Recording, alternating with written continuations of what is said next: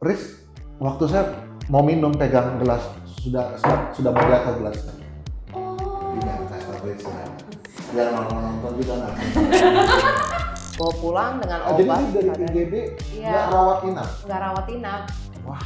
Disuruh deposit. 40 itu kalau laki-laki itu udah bahaya banget. Bahaya. Persiapan tuh bisa 2-3 hari baru operasi. Benar. Itu di Konoha.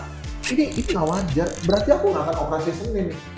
Lalu istilah di luar negeri beda sama Konoha. Beda.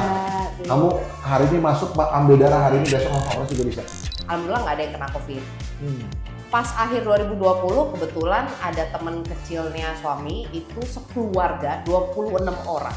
26 orang. 26 orang ngumpul. Oke, teman-teman, ketemu lagi dengan kita di Agape Academy. Nah, kali ini konten edukasinya mungkin saya akan bercerita dari perspektif pengalaman pribadi saya beberapa waktu yang lalu. Jadi ini konten yang mungkin mengedukasi, sekaligus juga nanti akan ada banyak pesan-pesan untuk mengingatkan kita untuk antisipasi hal-hal yang bakal terjadi di kehidupan kita di kemudian hari, yang kita nggak bisa tebak apa yang terjadi ke depan, tapi yang kita bisa lakukan adalah mempersiapkan segala sesuatu dengan baik waktu hal itu terjadi. Bersama dengan saya sekarang ada teman sekaligus juga ini malaikat penyelamat lah. Jadi, Aduh berat banget. ada malaikat penyelamat saya yang kalau nggak ada beliau ini, ya nggak tahu, kemarin ada kejadian, nanti kita akan cerita, itu akan sangat berat sekali dilewati. Kenalan dulu deh sama. Hai semua penonton Agape Strong, my name is Farida. Yeah. I am a very good friend of Richanda and Harry. Yeah. And at the same time saya juga yang ngurusin asuransi kesehatan untuk beliau berdua. Oke, itu perkenalan dari beliau. Jadi Farida adalah teman baik dari istri saya. Saya jadi kenal Farida lewat istri. Kita sebelum menikah sempat ketemu juga waktu itu di Jakarta ya, persiapan menikah waktu itu. Betul. Belum menikah, persiapan menikah, dan akhirnya jadi good friend sampai sekarang. Dan apa yang saya mau cerita di sini, sebenarnya kita mau cerita pengalaman pribadi sih. Tidak bermaksud untuk jualan, tapi ini memang konten edukasi yang penting banget. Apa saya mulai dari cerita dari pengalaman saya ya? Oke, jadi ceritanya tuh beberapa waktu yang lalu, teman-teman mungkin lihat di Instagram Agape, di channel YouTube Agape Academy, saya baik-baik saja, sehat, aman, dan lain sebagainya. Memang betul. Jadi mungkin sudah beberapa waktu ini saya ada ambil asuransi beberapa waktu yang lalu ya, setahun mungkin sudah lebih ya. Iya, lebih. Jadi selama saya ambil asuransi saya nggak pernah pakai, jadi saya happy aja untuk tiap bulan bayar preminya dan lain sebagainya. Karena begitu menikah juga istri bilang kita perlu untuk punya ini, dan ketemu Farida waktu itu, Farida mengedukasi kita tentang hal itu mengenai mungkin sebelum saya cerita lebih jauh, penting mungkin untuk saya kasih kesempatan untuk Farida cerita. Karena saya dengar sepintas juga bahwa Farida terjun ke dalam dunia asuransi ini sebenarnya motifnya awalnya bukan motif ekonomi. Motifnya sama sekali bukan motif ekonomi, karena secara finansial beliau cukup. Dari suami udah cukup, mungkin more than enough gitu. Nah, tapi ada alasan yang sangat emosional menurut saya, yang sangat kuat, itu yang jadi why terbesar kenapa beliau bisa ada dalam dunia asuransi gitu. Mungkin cerita dulu deh, itu penting buat saya. Jadi memang ini mulainya pas 2019 akhir ya, seperti Rich juga. Aku karena backgroundnya finance, kita pada saat nikah yang menurut aku penting banget kita harus punya asuransi, karena kan udah start a family by yourself. Alangkah baiknya kita ada insurance gitu. Nah ditambah memang suami dan aku sama-sama entrepreneur, jadi kita nggak ada corporate insurance, nggak ada yang ya mau bantu kita untuk backup juga, kita nggak mau minta tolong lah gitu. Saudara juga nggak ada, mengingat aku sendiri dulu WNA, jadi bukan orang Indonesia asli, jadi keluarga kita pun di sini cuma ada 3, jadi ibu, bapak, sama adik aja, jadi nggak mungkin kayak menggalang dana kalau amit-amit ya kita kenapa-napa gitu. Jadi we don't wanna bother people lah. Intinya pas di awal 2016 pas kita nikah memang kita udah di approach sama ada satu pihak asuransi yang terikat ke bank dan memang menawarkan asuransi kesehatan. Jadi ya gimana ya, buku polis tuh tebel banget dan ribet dibaca, ditambah my basic is English gitu. Jadi ya mereka jualin apa aja ya aku iya aja dan paraf aja. Dan lumayan di 2016 aja premi udah 2 juta. Jadi sebenarnya we spend money a lot gitu ya. Ternyata pas nggak pernah dipakai nih di 2019 akhir suami kebetulan demam tinggi banget. Nah suami aku tuh jarang banget sakit, sekalinya sakit drop, gone gitu kan.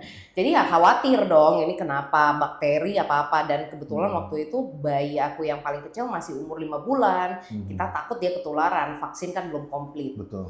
Ini sudah masuk COVID pada waktu itu? Belum, 2019 akhir COVID memang, 2020, tapi ya. 2020 baru COVID kesini kan. April. Kesini kayak lagi mengunjungi. Tapi akhirnya aku bawa dia malam-malam ke rumah sakit karena udah ngasih Panadol, kasih Sanmol ya, obat over the counter lah semua. Itu nggak ada yang mempan. Temperatur udah di sekitar 40 gitu. Itu kan tinggi. Tinggi, apalagi laki-laki. Betul. Dan dia nggak pernah ngomong kayak aku udah nggak tahan tuh, nggak pernah. Diam aja. Pada malam itu dia udah ngomong ini udah nggak tahan banget, aku udah nggak tahan, kayak kepala yang berat, sakit gitu kan. Akhirnya kita bawa ke IGD itu jam 11 malam. Cuman pakai jaket, masih pakai daster lagi kayak mau minta tolong orang juga nggak bisa kan. Udah malam, akhirnya kita ke IGD, pas di IGD dicek tensinya segala macam, memang demamnya berat banget. Tapi habis itu mereka cek katanya nggak ada bagian yang kayak inflamatori atau jantungnya pas dicek beatnya masih baik gitu. Jadi akhirnya ditahan di IGD sebentar, habis itu diambil blood test untuk ngecek apakah DBD atau apa. Jadi kita sambil menunggu, aku nanya, karena aku punya baby di rumah, alangkah baiknya boleh nggak sih dirawat inap? Toh kita nggak pernah pakai nih kartu asuransinya gitu. I think ini saya juga nggak pernah pakai sampai kejadian yang nanti kita cerita. Betul, itu kan 3 tahun ya gitu, nggak pernah pakai. Kayaknya aman lah, masa tunggu udah lewat semuanya aman gitu. Pas mau dirawat, aku kasih ke kasir. Pas dikasih ke kasir, kasirnya bilang, Bu, kita perlu deposit 20 juta. Wait a minute, kok bisa begini? Harusnya cashless ya? Harusnya cashless gitu. Promise-nya begitu kan? Promise-nya begitu, ditambah dikasih taunya bakal di cover semuanya lah. Tinggal kalau memang ada selisih barang-barang non medis, kita tombok, which is fine gitu, understandable. Ternyata dia bilang, oh ini kartu hanya mengcover biaya kamarnya, tidak mengcover obat-obatan. Mana ngerti waktu gitu. tanda tangan nggak dijelasin. Nggak ada. Dan memang kan biasanya polis itu ada banyak kan. Banyak banget. Kita disuruh, oke, parah tulisannya kecil-kecil. Iya. Ada term and condition yang kalau orang mau sneaky, padahal hal itu perlu dijelaskan. Betul. Nggak dijelasin. Tapi kalau dulu Farida jelasin semua ke kita. A sampai Z. A huruf besar, A huruf kecil sampai Z huruf kecil dijelasin. Iya, nah lanjut. itu yang dulu yang emang dijelasinnya cuma yang dijualinnya, oh ini insurance-nya ada investment. Ya kita mau ngomong apa ya, kayak karena emang butuh ya iya aja gitu. Nah ternyata abis itu pas dibilang kayak gitu, aku sendiri pula di rumah sakit, suami masih di IGD gitu. Ini kita mau ngapain, kayak bingung kan. Ya udah akhirnya aku bawa pulang gitu. Bawa pulang dengan obat. Jadi dari IGD nggak rawat inap? Nggak rawat inap. Wah. Suruh deposit. 40 itu kalau laki-laki itu udah bahaya banget. Bahaya. Saya punya pengalaman waktu di Papua pernah tembus 43, lebih panas sedikit sih. Oke. Waktu itu kenanya di pedalaman dan evakuasi pakai pesawat. Dokter bilang ini kalau laki-laki daya tahannya untuk seperti ini bisa pecah pembuluh darah atau setelahnya biasanya gila. Nah itu ya saya waktu itu kena malaria tropika di Papua. Jadi memang laki-laki daya tahannya lebih lemah kalau untuk yang apalagi ekstrim 40 itu nggak mungkin pulang, biasa rawat inap. Ya, jadi lanjut ceritanya bawa pulang waktu itu. Bawa pulang, memang mereka kasih infusin obat lah sampai demamnya agak stabil. Dikasih antibiotik segala macam, abis itu bawa pulang. Nah, abis bawa pulang, obviously itu ada suatu rasa di mana kayak lu duduk di depan kasir disuruh deposit, sedangkan punya kartu asuransi ada rasa jujur karena emang background aku finance dan it was my responsibility untuk meng-clear asuransi itu. I felt stupid. I felt really stupid and kok why did this happen to me gitu. Kok bisa kayak begini gitu. Tapi also my conscience tells me bahwa kayak ini bukan salah perusahaan. Kita nggak bisa nyalain perusahaan asuransi. Yang bisa kita salahin adalah justru antara diri sendiri atau memang si agentnya ini yang tidak menjelaskan apa yang harus dijelaskan gitu. Tapi dari pihak kita kan artinya memang harus kritis kan, nanya sedetail mungkin apa yang jadi hak kita sehingga nggak terjadi kayak Farida pada waktu sudah di depan kasir, kita nggak tahu apa hak kita, cuma ternyata nggak bisa gitu. Nah jadi akhirnya baru kayak kita balik lagi ke konsultan yang lama, kita minta review segala macam dan dia bilang tetap alasannya dia adalah sayang banget Bu ada investasi. Kayak ini investasi apa sih maksudnya gitu. Investasi kan dalam logik adalah pada saat kita misalkan masuk 100 juta, kita invest, after some time kan kita dapat bunga yang melebihi dari principal amount gitu. Betul. Itu investment, itu return on investment gitu kan.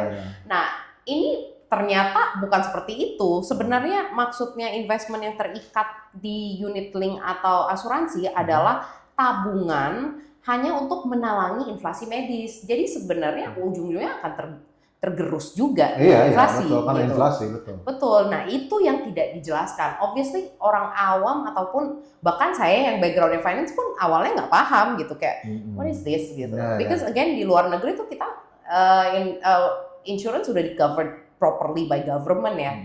Jadi nggak harus mikirin banget gitu. Nah ternyata bukan unit link nggak bagus, tapi emang kapasitas si konsultannya buat ngejelasin ke kita nggak straightforward. Dia takut harus menjanjikan duitnya eventually akan angus gitu. Si tabungan ini ada hanya buat emergency gitu. And there's nothing to be afraid of karena emang purpose-nya insurance adalah it's there when you need it. Ya, jadi safety net-nya gitu lah waktu safety net gitu. It's not the point that you have to use it because you paid it. Justru alhamdulillah kalau nggak pakai, betul. Nggak ada yang berharap mau pakai. Betul. Nah, tapi one day eventually ya kita manusia mortal kok semuanya akan tutup usia. Betul. Poinnya adalah untuk itu gitu. Banyak orang bilang ngapain nanti manusia yang mati-mati juga, tapi mati tersiksa tuh nggak enak. Exactly. Mati pelan-pelan sambil mikir biaya rumah sakit itu juga nggak enak banget. Gitu. Karena yang bakal kena efeknya bukan cuma kita, tapi keluarga kita yang ngurusin kita. By the way, saya punya pengalaman itu karena orang tua saya kebetulan kedua-duanya sudah almarhum dan dua-duanya nggak punya asuransi. Jadi pada waktu sakit itu so painful. Waktu dengar vonis dokter tentang penyakitnya dan pada waktu mendengar penanganan medis dan kalkulasi berapa biaya dan berapa uang yang kita punya itu so painful banget itu, stres banget, tertekan banget. Itu. Jadi kayak the whole point of insurance is there only when you need it. God forbid, alhamdulillah we don't need it terus langsung tutup usia tanpa mengganggu sekitar juga. Alhamdulillah. Ini cerita yang saya belum pernah dengar justru. Tapi ada cerita yang saya pernah dengar dari istri dari Rich yang ini kan pengalaman Farida menggunakan asuransi, ya kan? Dan betapa pentingnya asuransi pada gilirannya seperti itu. Tapi turning point-nya pada akhirnya untuk memutuskan terjun sebagai agent. Kalau nggak salah aku pernah dengar cerita, entah itu temennya Farida atau siapa begitu yang pada waktu COVID sakit dan nggak punya insurance, akhirnya semua jeripayah tabungan dan lain sebagainya tergerus habis atau saya pernah dengar cerita itu. Mungkin itu yang saya pengen dengar langsung. Itu satu, sama kedua memang kenapa aku masuk ke perusahaan yang sekarang itu ya sebut aja Allianz karena memang itu pun akhirnya pada saat nggak bisa di cover, keberuntungannya adalah kita kan masuk COVID ya, pas masuk COVID aku jadi dengar nih banyak banget ada yang di cover, ada yang nggak di cover, dan sampai titik di akhir 2020 dari close circle kita memang alhamdulillah nggak ada yang kena COVID. Pas akhir 2020 kebetulan ada teman kecilnya suami itu sekeluarga 26 orang. 26 orang? 26 orang ngumpul untuk housewarming apa-apa gitu, terus kena semuanya. Nah, 26 orang, betul. Satu keluarga. Spektakuler. Itu biasa kejadian di masjid atau di masjid saya nggak pernah dengar selama COVID. Tapi kalau gereja, itu kan pada waktu COVID banyak yang yang bandel. Oh iya, betul. PSBB tetap ibadah diam-diam dan Betul. satu gereja kena. Iya. Satu panggung kena walaupun pada waktu itu dihimbau ibadah online. Jadi ya ini sama nih jumlah total kayak jumlah orang yang gereja biasa kena dulu. Itu. Jadi pada saat kena dan itu benar-benar gejalanya bervariasi banget. Nah, aku ingat sampai titik itu kita kan dibilang, oh ini bahayanya hanya buat orang di atas umur 65 atau yang ada comorbid. Ada comorbid, ada asma, ada masalah paru-paru, betul. Ya kayak gitu-gitu nah, lah. pada saat kena ini banyak banget anak muda yang bahkan seumuran kita yang masih 30-an dan mereka jauh lebih sehat dalam arti mereka tuh biking tiap hari gitu. Jadi kardionya ada, bukan yang cuma duduk diem doang, bukan yang ngerokok gitu, udah fit gitu. Suddenly pasang ventilator. Oh, kalau sudah dengar itu udah deg-degan sudah. Itu, jadi kita kaget gitu. Jadi selama ini si topik insurance-nya ya udah karena dibilang oh saya investasi udah kita sambil mikir. Tapi kalau masuk rumah sakit lagi, kalau COVID kayak gitu covernya gimana? Ya sebenarnya covernya ya kayak kemarin aja Bu harus kasih deposit. Kita mikir ini agak berat nih gitu. Tapi that was a topic yang kita nggak bahas lagi karena memang because COVID came in. Sekalinya itu terjadi dan ngobrol sama teman langsung karena dia yang ngalamin, dia spend hampir 500 juta untuk 7 hari ventilator. Tapi selamat untungnya ya. Selamat, tapi ya itu habis itu dia kena delirium karena mungkin demam dan segala macamnya, halusinasi. Jadi dia halusinasi dikubur lah, halusinasi. Jadi efeknya tuh berkepanjangan banget gitu. Betul. Jadi 500 juta itu pure hanya pas dirawat doang. Dan akhirnya pas pas dia keluar, dia udah sehatan, baru kita ajak ngobrol dan aku nanya, because he comes from a very well-off family, kita nganggap, oh mungkin asuransi dia bagus banget kali ya, premium banget gitu. Mungkin dia bayar preminya 5 jutaan lah gitu. Ternyata pas ditanya, premi gue 2 juta. Hah? Emosi itu luar biasa. 500 juta dia cover, cuman bayar 2 juta karena dia sempet panik mulu minta towel gitu. Which is fine banget 2 juta gitu. Lu dimintain deposit nggak? Dia bilang ngapain? Ini kan kartu cashless. Betapa bodohnya aku gitu, kayak ini gue ngerasa bodoh banget langsung gitu. Backward ke pengalaman yang dulu ya. Iya. Ini laki gue cuma demam biasa aja dimintain 20 juta, gimana sih konsepnya gitu? 20 juta keterlaluan sih, kan belum ada pemeriksaan secara detail ini masalahnya apa gitu. Jadi dia depositnya harus sebesar itu. Nggak dikasih deposit nggak bakal ditanganin. Ceritanya ya gitu kan kayak agak kritis ya kayak waktu kayak gitu. Betul. Ya alhamdulillah demam gitu. Kalau orang lagi serangan jantung, lucu banget gitu. Betul. Jadi udah aku langsung kayak ini ada yang salah nih dengan asuransi yang gue ambil gitu.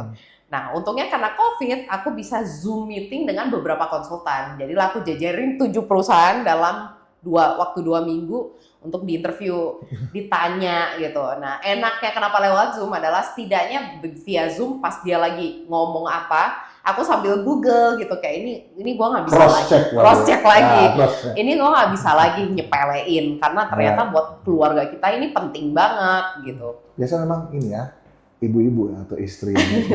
Kalau suami-suami biasanya ngapain sih bayar segitu, mending beli ini. Itu. Tapi suami aku memang percaya. Kalau saya istri yang mikirin. Iya itu karena justru dia ngepercayain aku ngerasa kayak ini tanggung jawab aku banget nih gitu. I cannot take this lightly gitu. Jadi when I'm going to invest in this, we have to invest in something proper. Dan nggak pernah ada di otak aku yang kayak kita ambil ini dulu tahun depan kita ganti, tahun ke sana kita ganti gitu. Enggak sama sekali. Karena for me insurance is something yang emang kita trust the company, we trust the process, and then we also trust what is inside dan manfaat kita selama sesuai dengan syarat akan dibayarkan. Ya, mending sebelum tanda tangan pelajari dulu semua option yang ada di tangan kita. Setelah ngambil keputusan ya udah konsisten di situ. Iya itu, dan emang untuk semua yang mau ambil juga alangkah lebih baiknya nanya ya, dan jangan mau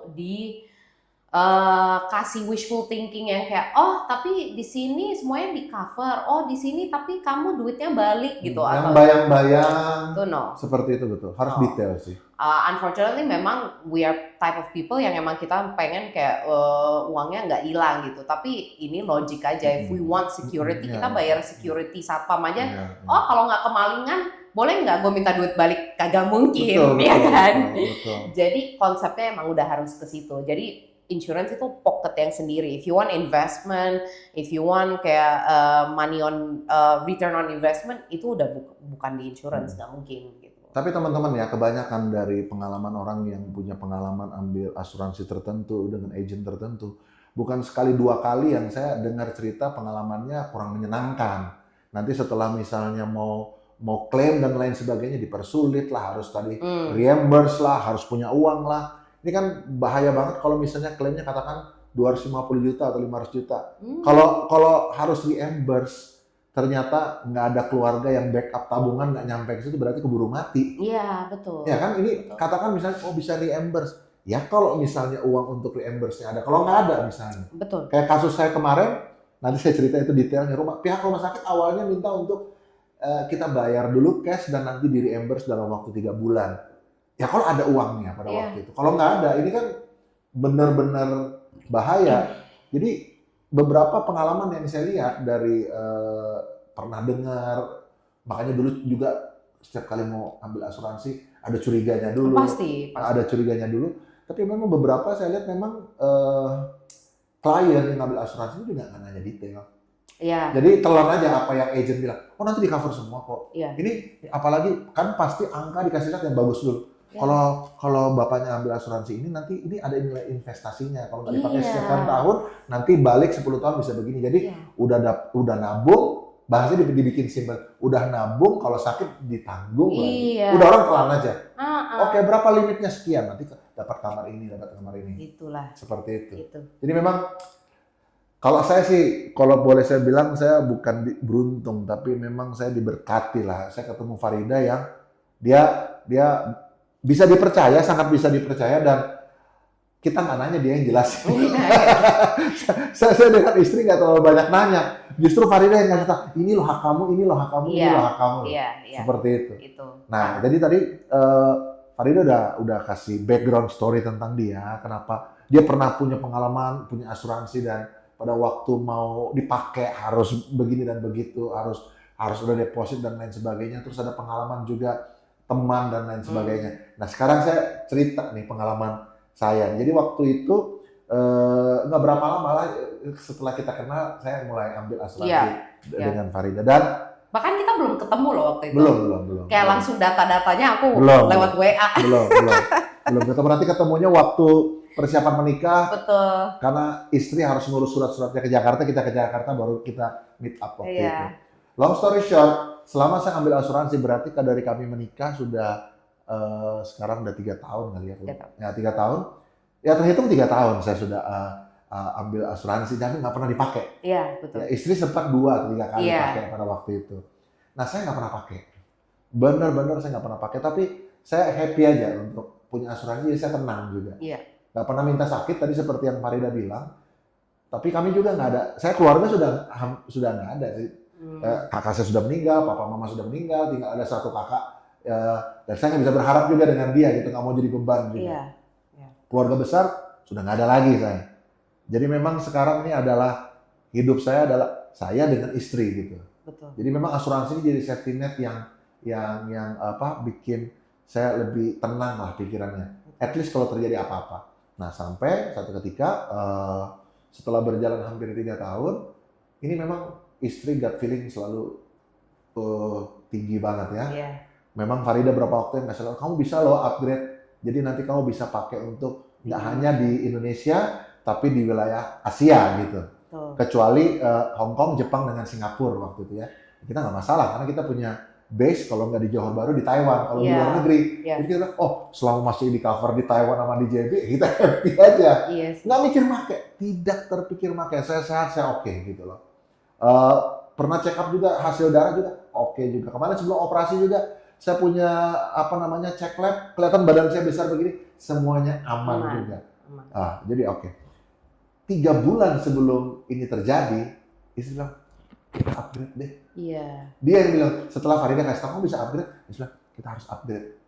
Saya biasanya kalau istri sudah bilang ada kata harus, itu pengalaman saya, dia ada cium sesuatu biasanya. biasanya ada cium sesuatu. Beberapa kali begitu. Iya. Kalau dia bilang, kita harus upgrade. Pokoknya, apalagi kalau istri saya dia selalu, kalau that's it. Kalau dia sudah bilang begitu, itu berarti cium sesuatu. Mungkin sekitar beberapa bulan sebelum hal ini terjadi, kita akhirnya upgrade. Iya. Dan puji Tuhan disetujui. Yes. Karena memang saya punya catatan medis aman semuanya. Iya. Jadi langsung setuju. Nah, teman-teman, jadi saya cerita, setelah mungkin 3 bulan saya upgrade asuransi untuk bisa dipakai di wilayah Asia. Pada waktu itu saya ke Johor Bahru.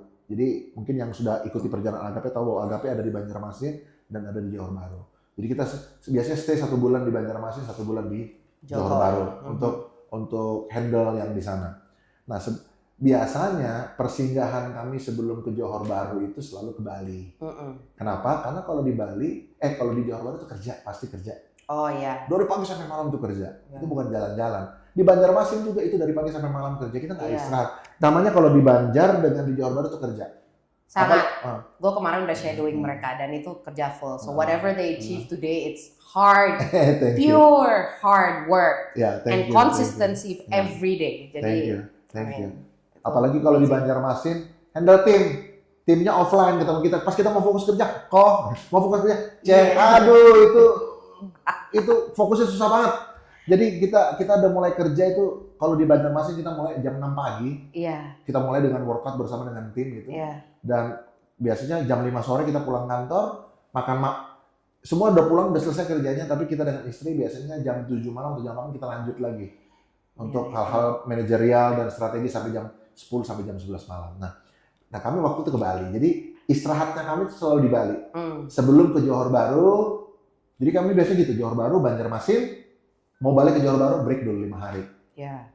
Nah, waktu itu saya ke Bali. Oke deh, kali ini biasanya kita di villa-villa kecil aja nih. Iya.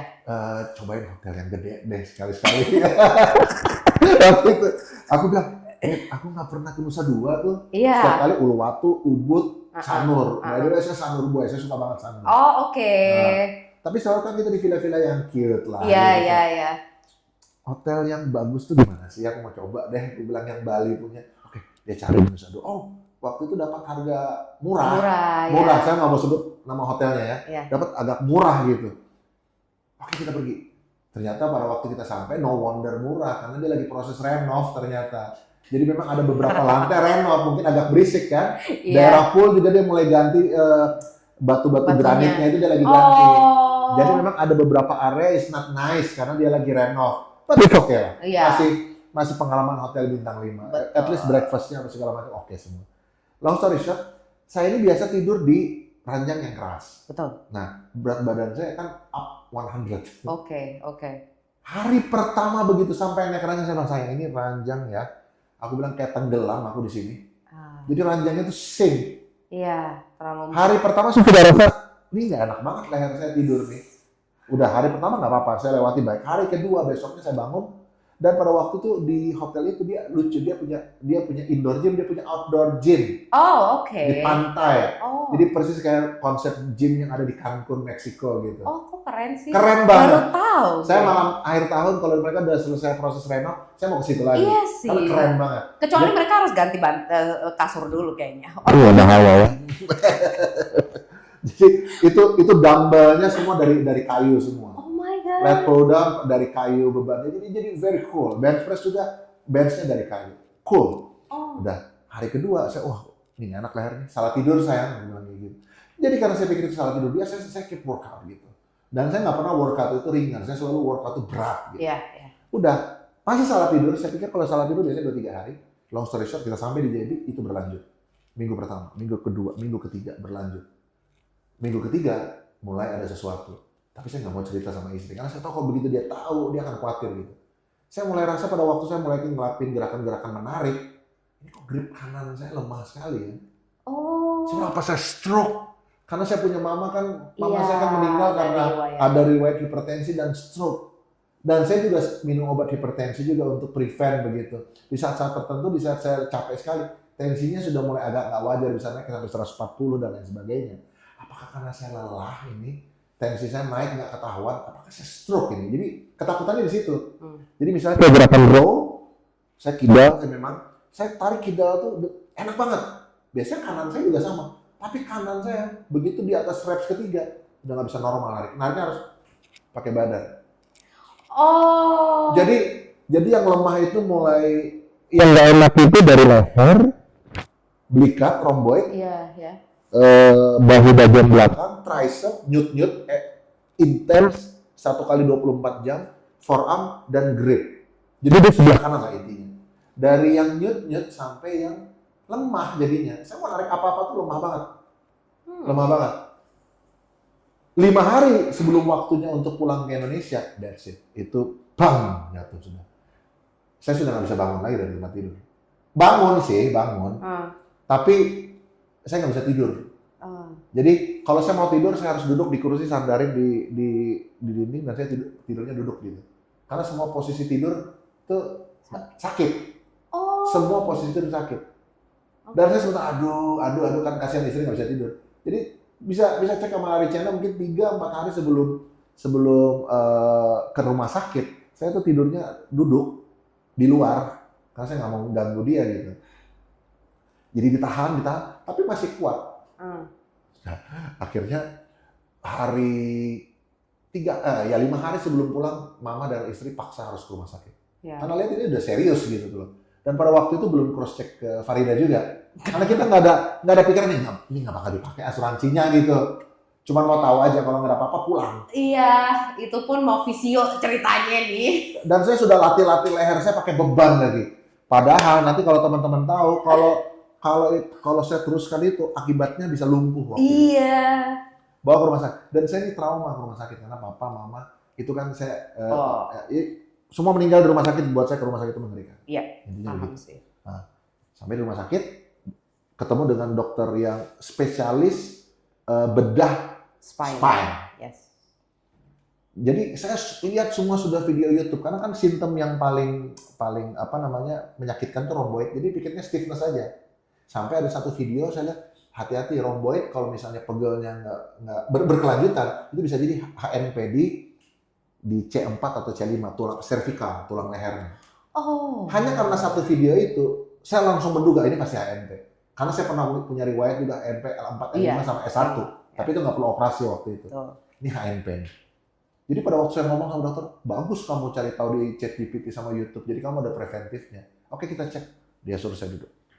Lihat kanan, aman. Ketarik aja dok, it's okay. Kiri aman. Oke, saya berdiri ya, permisi ya. Dia ngomong pakai bahasa Mandarin, tapi ada istri saya yang translate. Habis itu dia pegang dari belakang terus dia dongakin begini. Pas dia dongak begini, istri lihat waktu itu saya mau lompat dari kursi. Saya sudah kan, wah langsung. Oke. This is a cervical 6 problem. Oke. Nah, dari simptomnya ini parah katanya. Tapi saya nggak mau nakut-nakutin dulu MRI. Dan proses rumah sakit di Malaysia itu cepat sekali, saudara-saudara. Tidak seperti di Konoha. Kalau di Konoha, MRI sampai proses kamu ketemu dokter lagi, kamu ketemu mungkin bisa 2 hari. Tapi kalau di sana MRI, saya periksa, dokter suruh MRI, jam 1 balik lagi. Jadi saya ketemu dokter jam 11, MRI jam 12, jam 1 balik lagi. Iya, itu cepet banget loh. Cepet banget. Keluar MRI-nya, begitu dia. Oh, this is so bad. Gitu. Nanti saya akan kasih lihat di footage-nya, saya akan kasih lihat. Jadi tulang leher, ada syaraf kayak kelingking begini, memanjang. 50% dari syaraf itu sudah ketekan. Dan makanya rasa sakit itu karena syarafnya ketekan. Dan kalau misalnya ditekan secara intens dilanjutkan antara 3-4 minggu berikutnya, syarafnya mati. Dan persoalan yang paling serius kalau syaraf mati, teman-teman bisa googling, tanya ChatGPT, otot putus bisa pulih. Tulang patah bisa pulih. Tapi syaraf rusak nggak bisa pulih. Yang artinya kalau syarafnya rusak lumpuh. Semua yang terdampak, yang simptom yang di bahu kanan, di tangan kanan, intinya bagian kanan upper body saya nggak lumpuh. Seserius itu. Jadi pada waktu lihat hasil, lihatnya kan saya lihat begini. Dokter bilang ya, it's okay. You can digest first katanya. I know you shocked. Karena dokternya bingung, saya nggak ada ekspresi. Iya sih. Ya, hanya dokter nggak tahu bahwa memang saya sedih, saya senang, saya ada duit, nggak ada duit, ekspresinya datang. Iya, betul. So what is your decision? Ya dokter putuskan apa? Iya sih. Aku bilang begitu. Dokter putuskan apa? Ini nggak bisa nggak surgery. Ya surgery deh. Pede aja kan ada. Yeah, sure, then let's go to surgery. Let's go, let's do it gitu. Let's do it. Ya udah. Dan proses dari tapi itu pertolongan Tuhan. Dokternya biasanya nggak ada slot. Hari itu ada. Jadi dia bilang, oke, saya Senin ada 1 slot kosong. Iya. Dia dalam sehari itu bisa operasi pasien 3 sampai 4. Jadi di hari Senin itu dia operasi 4, saya pasien ketiga. Nggak tahu yang ketiga nih kenapa cancel, jadi saya bisa masuk di slot itu. Jadi karena waktu itu hampir sebulan, saya kasih ngapur dulu untuk, kan kalau nggak overstay visa on arrival ya harus ngurusin. Dokternya heran menjelang 1 hari menjelang masuk rumah sakit. Saya masih bisa jalan-jalan ke Singapura seharian pagi. Saya lihat di iWatch saya 27.000 step, Bo. Oh my God! Masih bisa 27.000 step. 27.000 step masih bisa. Iya sih. Masih bisa. Udah. Sih. Akhirnya Sabtu jalan, masuk lagi ke Malaysia. Minggu masuk. Saya ngomel loh sama istri. Senin operasi. Ini sudah Minggu siang kok aku belum ke rumah sakit. Kalau di Indo, di Konoha, di Konoha, mama tuh kalau mau operasi 2 hari observe dulu, cek darah, tensinya normal, hasil labnya dan segala. Persiapan tuh bisa 2-3 hari baru operasi. Benar. Itu di Konoha. Ini nggak wajar. Berarti aku nggak akan operasi Senin nih. Lalu istilah di luar negeri beda sama Konoha. Beda. Kamu hari ini masuk ambil darah, hari ini besok langsung operasi juga bisa. Awalnya saya nggak percaya. Udah, long story short, hari Minggu masuk jam 9 malam, Farida juga yang kan IGD ya. Bener loh, jam 11 malam ambil darah, besok langsung operasi. Iya. But, ini yang sebelum kita tutup, itu ada drama. Ada drama. Dramanya itu, kalau setelah saya dengar tadi cerita Farida di awal, persis seperti Farida dulu. Iya. Drama. Tapi ini bedanya saya ada haknya. Iya. Nah kalau saya nggak ngerti bagaimana bela haknya, of course saya nggak ngerti. Iya sih. Iya nggak mungkin juga gitu. Dan itulah yang perannya agent yang baik, teman yang baik, nolong kita pada waktu itu gimana sih dramanya? Kan saya udah dalam penderitaan, saya mau ikuti lagi itu. Bagaimana sih dialognya dengan rumah sakit? Intinya waktu itu rumah sakit bilang bahwa mereka minta kita bayar. Iya. Nanti urusan dengan asuransi untuk reimburse 70.000 ringgit. Iya. Yang artinya kalau dirupiahkan hampir 300. Di Konohakan itu 250 lebih lah itu. Iya. Jadi sampai mau bilang that's why kalian harus punya, ini mamanya Rich lagi. Ini kan Asian parents. Pulang dari rumah sakit bilang that's why makanya kalian nggak punya duit. Rich tanya dengan polisi, "Mah, kan kita ada asuransi. Terus kalau nggak punya duit kita gimana?" Mati dong. Iya, mati kamu. Gak salah sih tante. Emang gak salah. Jadi kalau kita nggak ada uang walaupun kita punya asuransi sudah kepepet begitu mati. Iya mati kamu kalau nggak ada uang. Saya begitu karena dan semua pada waktu itu Farida, semua teman-teman kita di Malaysia, semua klien kita di Malaysia bilang bahwa mereka semua punya asuransi dan reimburse. Reimburse jadi mereka yakinkan bahwa cashless itu nggak mungkin gitu. Oke. Luar biasa. Itu kenapa ya waktu itu kayaknya hari Kamis apa ini tuh libur ya? Ada sempat libur itu. Ada libur apa sih? Pokoknya berurutan itu. Imlek kan kita di sana waktu Imlek waktu itu. Yeah, I think so. It was something like that. Jadi pada saat aku dengar diagnosa di telepon sama Rich juga itu kayaknya kalian ke dokternya hari Kamis deh. Kamis betul. Kamis ya. Nah. Jadi Jumatnya aku cuma minta ke pihak rumah sakit untuk minta dikirimin dokumen ke jadi kalau untuk klaim luar negeri ada perusahaan asuransinya misalkan si Allianz, terus ada yang namanya third party administrator. Jadi untuk pegang ke luar negeri semua itu harus lewat mereka semua. Baru ada rumah sakit. Jadi rumah sakit itu komunikasinya sama third party administrator. Why also is because language barrier ya. Kalau ke Allianznya langsung di Indonesia ya udah pasti bahasa Indonesia gitu. Nah, jadi mereka harusnya kirim form berdasarkan kronologis kejadian, diagnosa, hasil MRI harus disubmit dan itu disubmitnya memang tidak bisa dari pihak luar. Itu dari rumah sakit ke administrator tuh ada ada sistem namanya e-doc. Nah, harus disubmitnya lewat itu untuk diproses. Nah, mereka itu nggak submit, dia bilang, oh kita nggak panel ke Malaysia.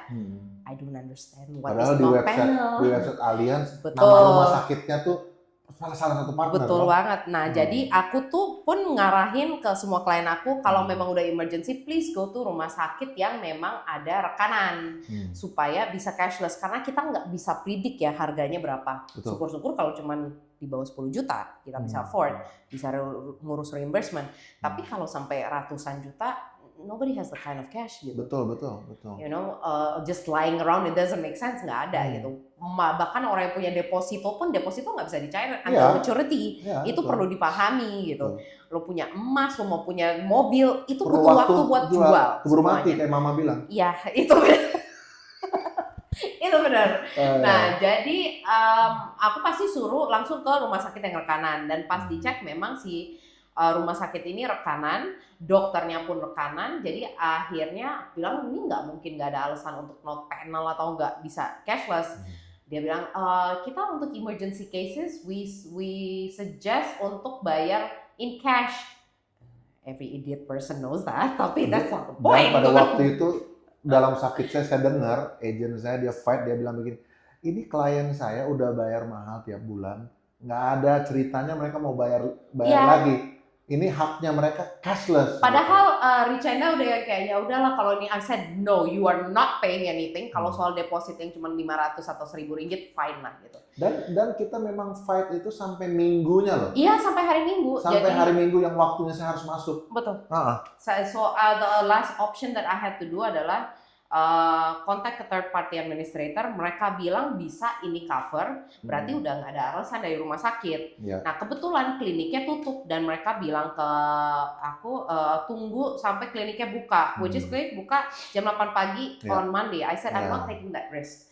Ini terlalu mepet. Sedangkan jadwal dokter, kebetulan dokter spesialis spine bedah ini di Johor cuma ada 2 yang bisa ngebedah. Ini salah satu, ini yang jago banget. Iya, itu. Jadi nggak pernah ada catatan gagal. Untuk melihat dapat schedule dia lagi kan.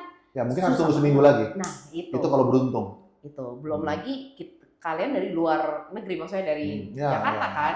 Ada masalah visa on arrival, ada masalah gini gitu, kayak aku harus mikirin itulah gitu. Jadi aku pikir ini nggak bisa the whole weekend, masa sih rumah sakit tutup. Jadi kalau di luar negeri, contohnya misalkan di Malaysia ini, jadi ini ada rumah sakit utama, ini klinik-kliniknya. Nah, kliniknya ini ada yang buat spine, ada yang buat gastro, ada yang buat apa gitu. Macam-macam ya. Betul. Nah, si rumah sakit utamanya tetap buka. Obviously itu rumah sakit harus 24 hours dia buka gitu. Nah, si klinik-kliniknya ini tutup working hours lah gitu. Jadi akhirnya aku pikir ini aku nggak bisa tunggu sih sampai kliniknya buka. Gimana caranya bisa kontak rumah sakitnya? Aku cari kontaknya lewat Instagram, aku DM, aku tanya lah. Wah, itu fight-nya kalau mau diceritain detail akan panjang sekali.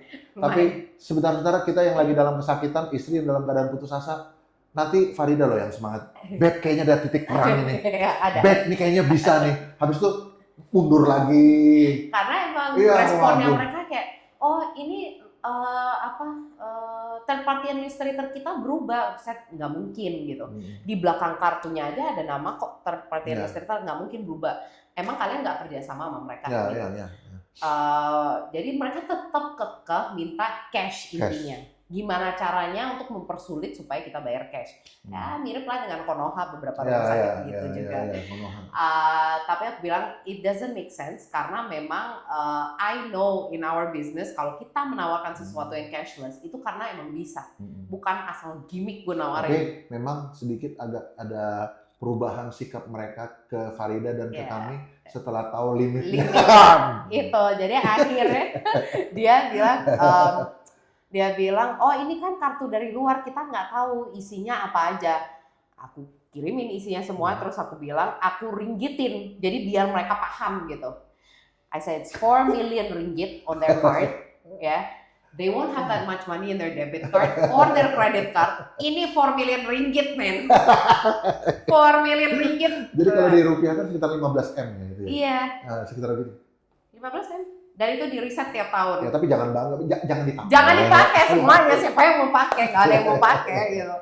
Coba pas dibilang kayak gitu, langsung mereka yang isi form, mereka yang kirimin dia bilang ini udah sesuai belum? Mereka yang bahkan komunikasi sama aku.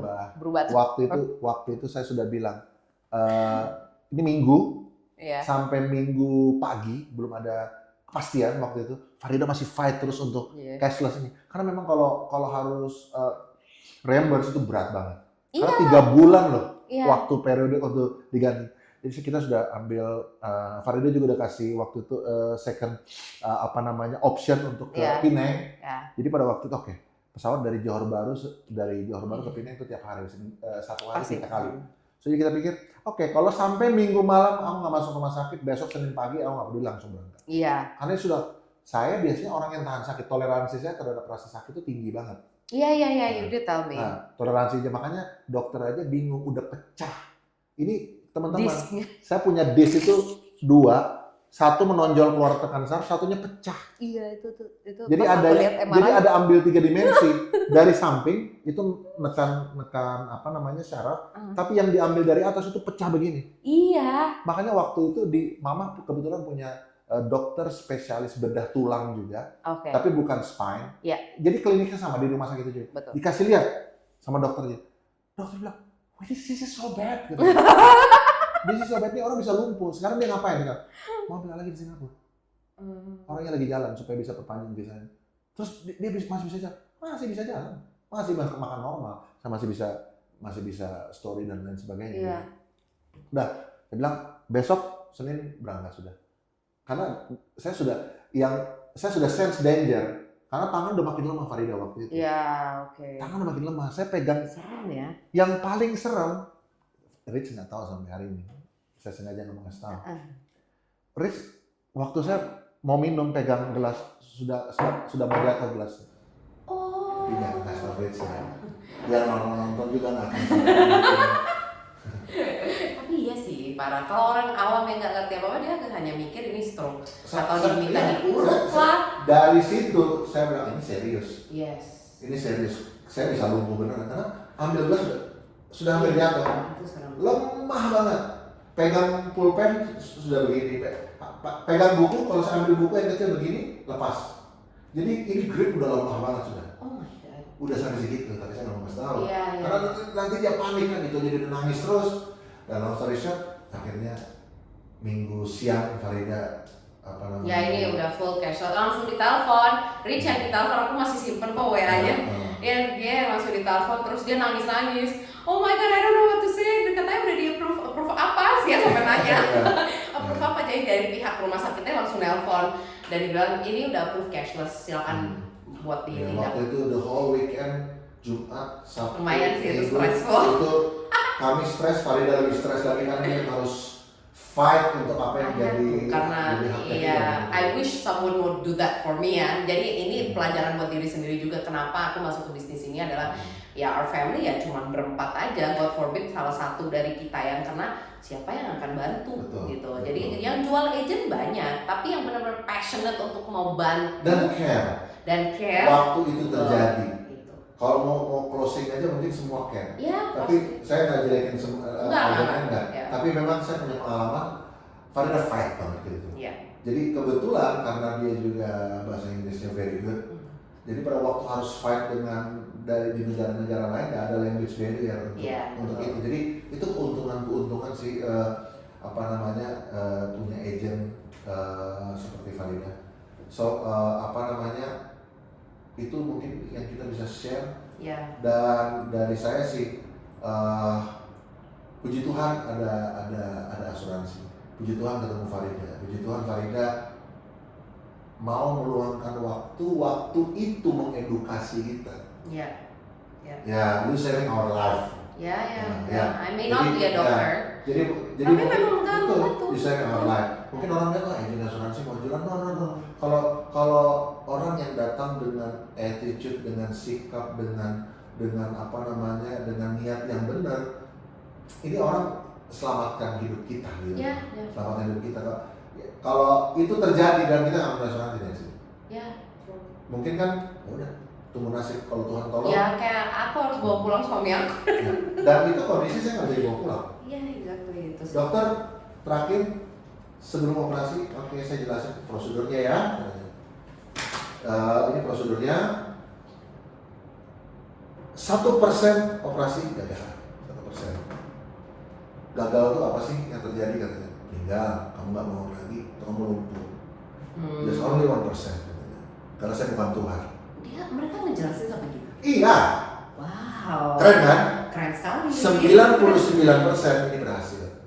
Karena operasi yang jenis ini harusnya much easier for me katanya. Karena I do this every day katanya. But I'm not God. So aku nggak mau bilang bahwa 100% pasti berhasil. Yeah. Dia bilang begitu. Itu. But kalau nggak operasi sekarang, 80% paralyzed, permanen. So kamu udah ambil keputusan yang benar kata dokter. Ya. Ya. Dan operasinya pun karena ada temen kita yang emang operasi spine, nah itu lewat belakang. Jadi ternyata itu kena ke saraf lain. Ya. In your case, tenggorokannya digeser, guys. Tenggorokan digeser. Serem banget. Lukanya Masuk sih kecil. dari depan. Lukanya sih kecil. No, but that was so smart. Lukanya kecil, habis itu dibuka lagi begini pakai alat. Iya. Dibuka lagi pakai alat untuk memperlebar kan. Iya. Setelah itu ada satu alat yang nahan tenggorokannya harus digeser, baru dia ambil pelan-pelan pecahan itu. Setelah ambil pecahannya baru diganti dengan artificial disc. Artificial disc-nya itu yang mahal dari US. Yes. Itu yang mahal. Yeah. Sama dulu waktu mama ganti dia punya sendi yang patah itu. Iya. Itu kayak bolanya itu kalau kita lihat tulang ayam Iya, itu. kneecap-nya. Yang dia punya kapsulnya itu. Iya. Itu 40 juta cuma bola kecil gitu. Dan Iya, waktu itu betul. nggak ada asuransi.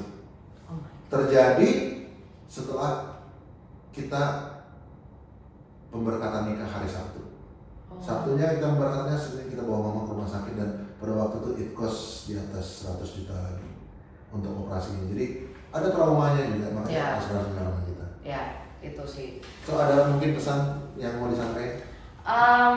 I realized when I got into this business bahwa agent insurance itu sepertinya bukan job atau occupation yang kayak dilirik sebagai something that you wanna be atau admirable ya. Justru I got into that business, I want to change that concept gitu. Aku juga awalnya kalau ditanya kayak, gue lulusan dari luar negeri, kenapa gue masuk jadi agent insurance gitu. But that was not the point. The point was what I can make in this business, that I can change the concept. Karena the point of an insurance agent itu sebenarnya sangat-sangat impactnya besar banget ya. Apalagi di negara dimana kita dari government itu tidak ada coverage yang optimal gitu. Kalau kita misalnya tinggal di Singapura atau bahkan di Australia, which I used to live, their government insurance is fine, it's good, gitu, it's enough. Di Indonesia enggak gitu. Ya, BPJS saja kan sekarang pertanggungannya seperti kecelakaan sekarang sudah nggak bisa lagi. Nah, kecelakaan ada BPJS nggak ada gunanya sekarang. It's good, it's still good for bare minimum. Tapi if you have higher income, and most importantly kalau udah label diri sendiri sebagai entrepreneur, kenapa? Kita jadi entrepreneur, a lot of people depend on us. Betul. Other families are sustaining gara-gara bisnis kita berjalan. Kalau kitanya yang sakit, kalau kitanya yang kenapa-napa, keluarga-keluarga ini betul. Agak aja timnya sekarang udah besar. Dulu cuma aku berdua, Riz, kalaupun ada orang lain paling cuma berdua lagi setelahnya. Setelah ini, sekarang kita udah punya 30-an lebih tim. Nah, itu dan itu semua keluarga mereka itu depending on you gitu. Depending on us as entrepreneurs. So it's very important sebagai entrepreneur untuk memprioritaskan pengeluaran untuk insurance. Karena yang kita tanggung kalau kita sakit atau kenapa-napa, kita nggak bisa kerja. Itu hal yang sangat kita take it for granted banget sampai benar-benar drop kayak you cannot do anything. Ya itu, that's where insurance comes in, and I want to help educate people. Gak ngambil sama aku pun, I never mind. Iya, betul. Itu jodoh-jodohan banget. Itu memang dibilang. Ya, itu jodoh di tangan Tuhan lah ya. But I always do my job of trying to educate apa adanya. If it is not to your benefit pun, if you give me a policy yang emang lo udah punya dan menurut aku cukup walaupun dari merek lain, I'll be like keep it. But there are other things juga yang bisa kamu add if you want to. If you don't want to, fine. Because it's very important that insurance itu walaupun kita punya banyak duit, kita beli itu pakai kesehatan. Betul. Kalau udah terdiagnosa cancer atau gagal ginjal atau bahkan gula darah, goodbye. Nobody will accept you. Kita ada case yang dimana ada orang mau bayar premi sebulan 300 juta. 300 juta loh, karena dia mau ngambil sampai optimal banget, nggak di accept. Ya kan sudah ada problem kan? Sudah ada problem. Gitu. Jadi ya itu hidup ya mau nggak mau we have to take responsibility for ourselves. Oke, kalau dari saya pesan mungkin yang saya bisa sampaikan adalah seperti apa yang istri saya selalu bilang, bahwa mindset orang kaya itu selalu antisipasi hal-hal seperti ini. Yeah, that's true. Nah, mental miskin yang nggak mau antisipasi. Iya. Orang yang punya jiwa miskin dan mental miskin, semua serahkan ke Tuhan. Apa yang jadi jadilah. Iya. Tapi orang kaya nggak mau. Orang kaya, orang yang punya mindset kaya, bukan hanya orang kaya in term of money, tapi punya mindset kaya, selalu dia prepare for the worst, walaupun nggak expect for the worst gitu. Yeah. Selalu prepare. Kenapa? Tadi seperti Farida bilang, kami semua sisinya entrepreneur. Kalau kami nggak punya safety net, bisa jadi apa yang kami bangun bertahun-tahun, kerja keras bertahun-tahun, selesai. Yes. Selesai.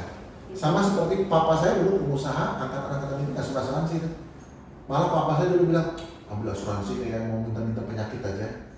Iya itu. Orang zaman dulu kan. Susah ya benar. Orang zaman dulu kan.